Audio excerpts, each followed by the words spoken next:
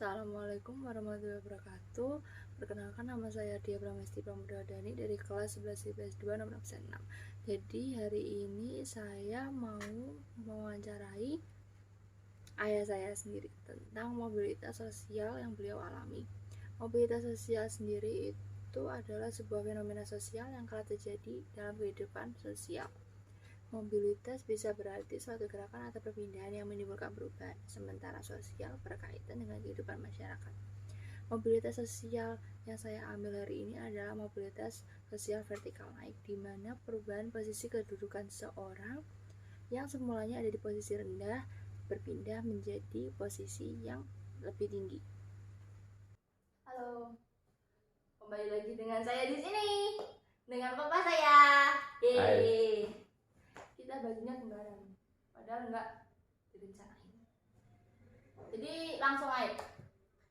Ini ayah saya, sekarang beliau kerja di bagian Kanit di Polsek Jenuh, karena sebelumnya beliau kerja di Polres Tuban, terus akhirnya beliau ikut pendidikan di sekolah perwira dan sekarang menjabat jadi Kanit. Bisa Papa ceritain nggak tentang perjalanan karirnya Papa sebelum jadi Kanit di Polsek Jenuh? Baik, saya ceritakan untuk perjalanan saya. Dulu saya masuk ke Polres Tuban tahun 2003, kemudian menjadi anggota di Satsabara Polres Tuban selama hampir sekitar 17 tahunan. Kemudian saya dulu waktu di Sabara menjabat Danton Dalmas dengan pangkat Aibtu atau Bintara Tinggi waktu itu kalau di jajaran strata kepangkatan. Kemudian tugas saya sebagai Danton Dalmas adalah melaksanakan tugas-tugas pengendalian massa. Jadi kalau ada unjuk rasa, kemudian ada masyarakat yang menyampaikan aspirasi, kita yang bagian melayani mereka untuk penyampaian pendapat mereka, sehingga penyampaian pendapat yang disampaikan masyarakat itu bisa berjalan dengan aman, bisa berjalan dengan tertib, sehingga tidak mengganggu ketertiban dan keamanan masyarakat. Dan itu berjalan hampir sekitar 10 tahun saya menjabat sebagai Danton Dalmas. Kemudian tahun 2020 saya melaksanakan pendidikan perwira, kemudian naik satu tingkat untuk jenjang kepangkatan menjadi Ibda. Oleh pimpinan saya dipercaya untuk menduduki jabatan sebagai Kanit Reskrim di Polsek Jenuh, Polres Tuban. Dan itu memang berbeda sekali dengan kegiatan-kegiatan yang telah saya lakukan. Waktu dulu saya banyak di lapangan, saya banyak menggunakan fisik dalam pelaksanaan tugasnya. Sekarang saya lebih menggunakan aturan-aturan dalam pelaksanaan proses penyidikan maupun penyelidikan. Jadi ada beberapa hambatan dan tantangan yang saya hadapi dalam proses untuk menjalankan perintah pimpinan sebagai Kanit Reskrim Polsek Jenuh itu. Terus kan kalau emang misal namanya orang pengen naik ke atas tuh pasti ada faktor pendorong sama faktor penghambatnya.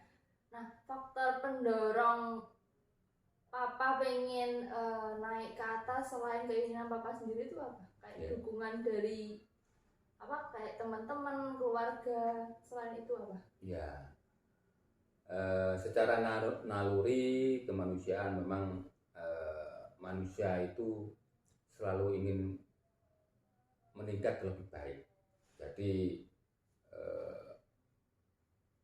hari ini itu harus lebih baik daripada hari kemarin, dan hari besok itu harus lebih baik daripada hari ini.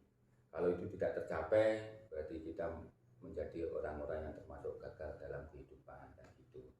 Jadi makanya dorongan saya waktu mau masuk ke perwira itu juga ingin meningkatkan kualitas hidup lebih baik sehingga bisa memaksimalkan kemampuan yang ada pada saya untuk pengabdian saya sebagai anggota kepolisian kepada masyarakat itu.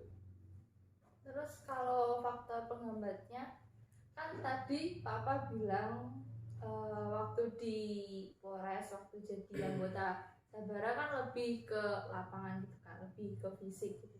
Terus sekarang kan dipindah jadi kanit di Polsek Jenuh. Ya. Kayak contoh waktu itu kan pernah Papa sebelum pendidikan, ya itu kan pendidikan Papa minta ajari cara apa sih namanya, kayak ngetik gitu. Soalnya Papa kan kayak belum terbiasa sama hal-hal yang berbau digital. Selain apa kendala di situ, ada kendala apa lagi? Ya banyak sih. Kalau di di reskrim itu kan tuntutan terhadap administrasi itu juga tinggi. Kemudian pemahaman kita terhadap hukum, baik itu di KUHP, di KUHP.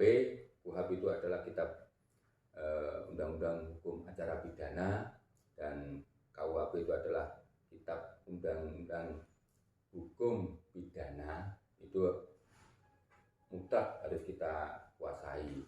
Dan ada beberapa peraturan-peraturan yang harus kita kuasai, termasuk juklak, juknis itu juga harus kita kuasai, dan itu banyak sekali. Dan itu membutuhkan proses untuk pemahaman peraturan seperti itu. Karena di reskrim itu juga karena menyangkut daripada nasib seseorang di bidang hukum, makanya kita juga lebih berhati-hati dalam penerapan pasal-pasal yang ada, sehingga itu juga memerlukan proses pembelajaran yang intens, yang cepat dalam memahami suatu persoalan. Jadi kalau hambatan yang jelas, biasa saya di Sabara itu menggunakan fisik, yang jarang menggunakan di bidang administrasi, contohnya misalnya mengetik, kemudian pemahaman aturan-aturan hukum yang ada, itu juga merupakan hambatan tersendiri. Tetapi yang jelas dengan kemauan dan niat yang tinggi, saya yakin itu juga akan bisa terlewati. Serta jangan lupa kita selalu ingin belajar dan belajar. Selalu bertanya kepada teman yang dianggap bisa, itu juga merupakan modal awal yang luar biasa untuk kita bisa memahami suatu pekerjaan yang kita hadapi. Jadi sekarang Papa udah pro banget, disuruh buat apa yang ngetik-ngetik itu, sekarang Papa pro banget. Ya, jadi sekian, terima kasih buat Papa. Oke sayang. Terima kasih buat Papa udah mau jadi narasumber dari wawancara aku tentang mobilitas sosial vertikal naik. Jadi gitu. See you. Dadah. Dadah. Kesimpulan, jadi mobilitas sosial adalah suatu fenomena sosial yang menyebabkan terjadinya perubahan di masyarakat. Mobilitas sosial dibagi menjadi dua, yaitu mobilitas sosial vertikal naik dan turun, serta mobilitas horizontal. Mobilitas sosial vertikal naik adalah perubahan kedudukan seseorang dari yang posisinya rendah ke tinggi atau social climbing, sementara mobilitas sosial vertikal turun adalah perubahan kedudukan seseorang dari posisi tinggi turun ke posisi yang lebih rendah atau social sinking. Jadi itu saja, sekian, wassalamualaikum warahmatullahi wabarakatuh.